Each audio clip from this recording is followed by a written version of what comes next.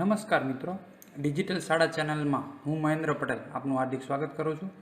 આજે આપણે રિઝલ્ટની ફાઇલ હોય કે જીઆરની ફાઇલ હોય તેની અંદર આ ફોટા જે બહારે પડેલા છે તે આ ફાઇલની અંદર કઈ રીતે અંદર શો થશે. મેં અત્યારે એક ધોરણની ફાઇલ ખોલેલી છે, ધોરણ 3 પરિણામની ફાઇલ ખોલેલી છે. આપણે આ વખતે 24-25ના અપડેટની અંદર ખૂબ સરસ રિઝલ્ટ શીટ લઈ આવ્યા છીએ. તો એની અંદર ખાસ એકમ કસોટીની અંદર અહીં ફોટાની સ્પેસ મૂકેલી છે, એનો રિપોર્ટ બને છે તેમાં. પછી અહીં આપણે હોમ પેજ પર જઈ જે પ્રથમ સત્રનું રિઝલ્ટ છે એક પેજમાં એક પેજમાં 2 અને વાર્ષિકના જે ગ્રેડ પ્રમાણે અને ગુણ પ્રમાણે બંને રીતે. તો આ બધી જ માર્કશીટની અંદર આપણે એની સ્પેસ રાખેલી છે કે ફોટો અહીંયા ઓટોમેટિક આવી જશે. તો તમે જોઈ શકો છો આ એક ફોલ્ડર છે સ્માર્ટ રિઝલ્ટનું, એની અંદર 3જા ધોરણની ફાઇલ છે અને થોડાક ફોટા છે મારી પાસે. તો આ ફોટા અંદર કઈ રીતે આવશે ઓટોમેટિક તેની વાત કરું. જીઆરની અંદર પણ આવી જ રીતે છે, ફોટા ઓટોમેટિક જ આવશે. આની આપણે કોઈ રીસાઇઝ નથી કરવાની. તમે ઘણા સોફ્ટવેરમાં બધે જોયું હશે આટલા બાય આટલા હોવો જોઈએ, આટલા કેબી હોવો જોઈએ, એમબી હોવો જોઈએ, એવું કોઈ જ આની જરૂર નથી. ઓટોમેટિક જ એ રિઝલ્ટ શીટની અંદર કેવી રીતે આવે. દાખલા તરીકે અહીં આપણે પ્રથમ સત્રનું છે, તો પ્રથમ સત્રમાં અહીં જો ચેક કરવાનું એક બટન છે, ફોટો લિંક ચેક.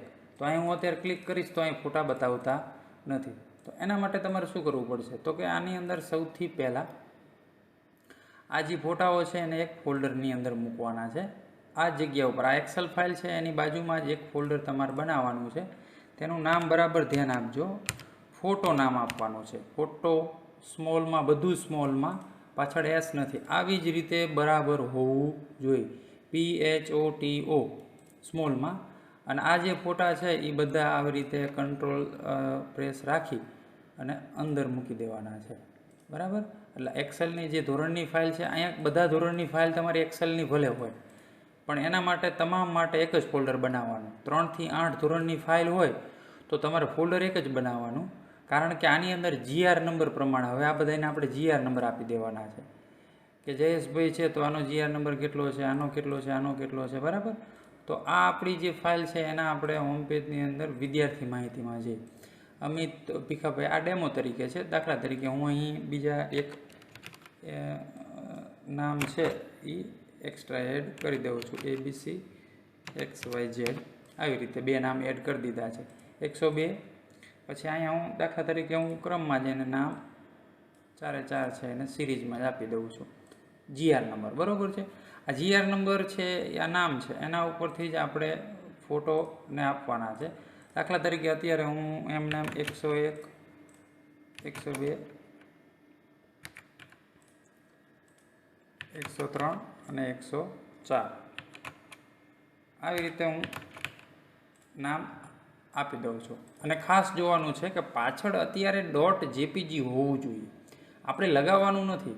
પણ ખાસ તમને હું કહું કે ઉપર એક વ્યૂ મેનુ હશે, આ જે ફોલ્ડર છે ને ફોટોનું ફોલ્ડર, એમાં જ એ વ્યૂ મેનુની અંદર ડિટેલ્સ આ જે છે ને એ બધું એની બાજુમાં આ બાજુ ફાઇલ એક્સટેન્શન નેમ, બરાબર. એ ક્લિક કરશો એટલે પાછળ આવી જશે. જો તમે જોઈ શકો છો .jpg એવું ઓટોમેટિક આવી ગયું છે. એટલે JPG હોવું જોઈએ. જો અહીંયા PNG હોય તો નહીં ચાલે, JPEG હોય તો પણ નહીં ચાલે. એટલે .jpg હોવું જોઈએ. આપણે લગાવેલું નથી, પણ જો JPEG હોય તો તમારે કાઢી નાખવાનો, JPG કરી દેવાનું છે, બધામાં રિનેમ કરી તો પણ ચાલશે. તો આવી રીતે જીઆર નંબર પાછળ JPG ફરજિયાત આ વસ્તુ હોવી જોઈએ.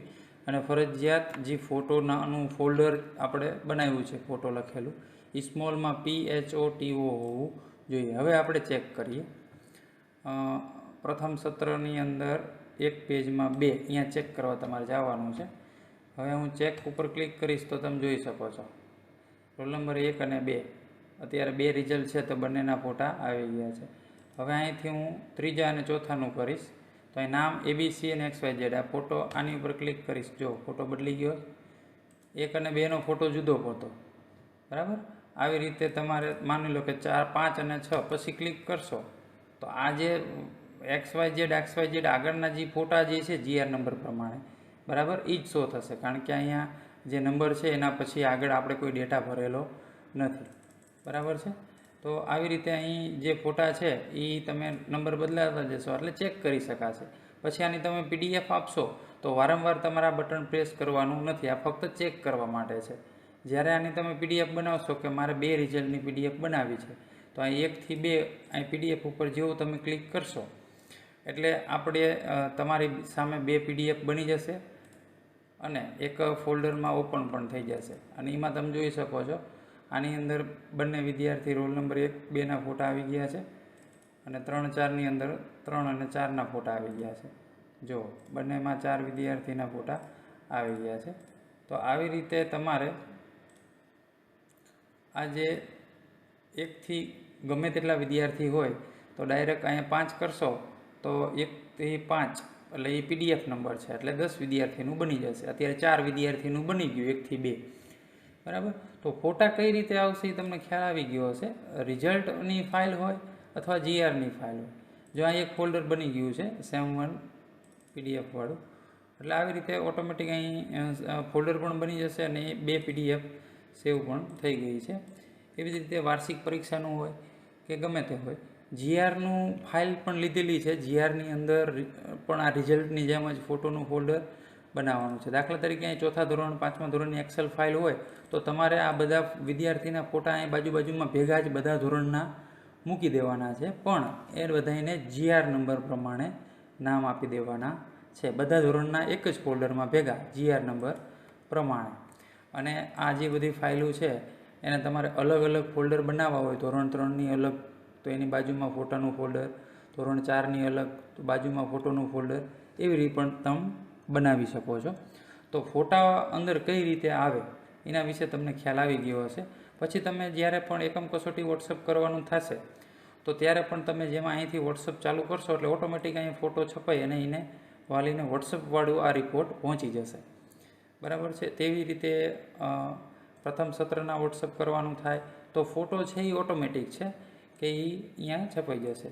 અને આ જે લોગો છે અહીં ક્લિક થતું નથી તો લોગો અપલોડ બટન ઉપર ક્લિક કરી અને તમે તમારો કોઈ પણ ફોટો કે એવું કંઈ લઈ આવશો તમે, દાખલા તરીકે ટેમ્પરરી હું લઈ આવું છું તો આવી રીતે અહીં લઈ આવશો પછી આની ઉપર ક્લિક થશે અને ડિલીટ કરી અને તમારો કોઈ લોગો હોય એને આવી રીતે સેટ કરી દેવાનો છે. એટલે અહીં ડિલીટ ક્યારે થશે? તમારો કોઈ લોગો તમે અહીં લઈ આવશો ત્યારે, અથવા સરસ્વતીનો ફોટો છે, લોગો ન હોય તો અહીં ફોટો પણ લાવી શકાય. તો આવી રીતે લોગો ચેન્જ કરી શકાય છે. અને રિઝલ્ટની અંદર ખૂબ સારા ફીચર્સ છે જેનો ઉપયોગ પણ તમે શરૂ કરી દીધો હશે. આશા રાખું છું આજના વિડીયોની અંદર તમને ખ્યાલ આવી ગયો હશે અને આ રિઝલ્ટને ઉપયોગ કરતાં તમને સારું લાગે તો તમારા મિત્રોને પણ રેફરન્સ આપી અને આ પરિણામ મંગાવી શકો છો. અસ્તુ.